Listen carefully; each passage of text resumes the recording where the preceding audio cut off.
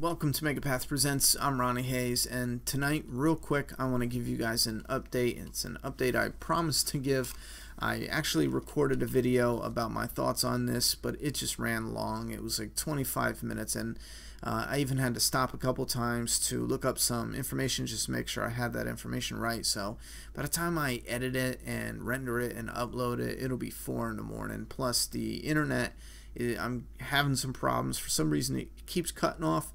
That also killed my live stream I was going to do tonight to test that out, but I'm going to shut and get right to the point.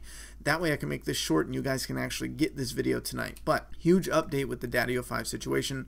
The mother and the real mother of Emma and Cody, with the help of some awesome people in the online community, including a few YouTubers, were able to get some money to the mother and get in touch with a lawyer who was able to get an emergency court order to pull the kids. And I'm just thinking about this now, but I'm assuming the judge or whoever signed off on this must have seen the footage, and it was enough for him to say, we need this emergency order, or agree with the emergency order. Anyway, they were able to go and get the children from what it sounds like the Beast and the Beast Master. They were not cooperative, and they had to go to the school, apparently. Again, I believe I'm going to leave all the links down below so you can hear from the people involved, the people who actually had contact with the mother this whole time, and the people who were setting up the funding, and the people who I think there's a 30-minute doing a play-by-play of every event that's been happening over the course of the last week or so. So I'll leave that link down below, but the cops had to go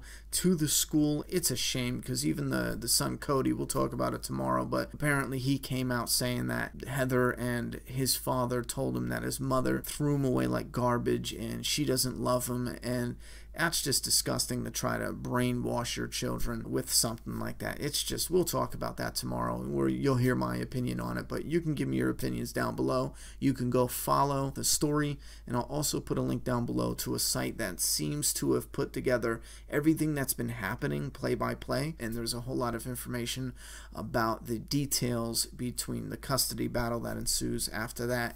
And then there's just more. There's just so much more little details if you want to go and check into it.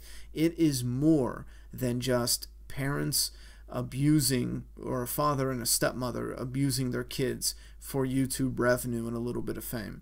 And I said this in a longer video, it's not about the kids, because it wasn't like these wacky kids channel, you know, it was Daddyofive and he was the star, and this is all about him. This is all about him getting money, her getting money, and them living good off it.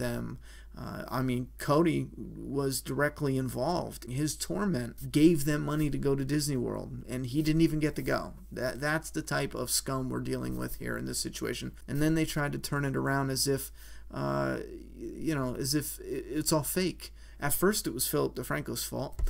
Even before that, we're just haters. So yeah, these are world-class scumbags. Anyway, that is the biggest part of the update. The kids are now with the mother, but it's not over. The battle's not over at all, because if there's no criminal charges, which from the sound of it, it sounds like at the very least there's going to be some type of criminal charges. There's even a van apparently at the Daddyofive house, and they're trying to, at least in my opinion, maybe it's just a random guess on a rumor, but if anything, because you can't flee with kids, they're going to try to get away from the press.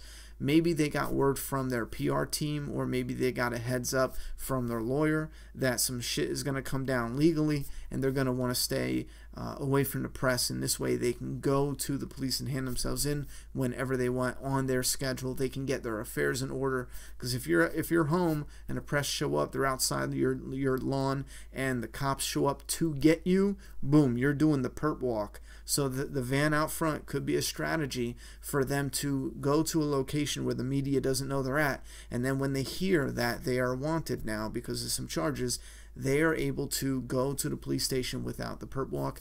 That is just the first thing I heard once I heard there was a moving van outside, because obviously you want to take some essentials, a lot of stuff that they've gathered up from the expense of Cody's mental, physical, and emotional abuse. Anyway, we'll get into that, but that's the update. The kids are gone. Links down below, and I just hope at the end of this everyone comes out better than they were, you know, and that's everybody. For a while, though, it's going to be fuck the Beast and the Beastmaster. I hope the kids are good, all of them, you know. Thank you, and good night.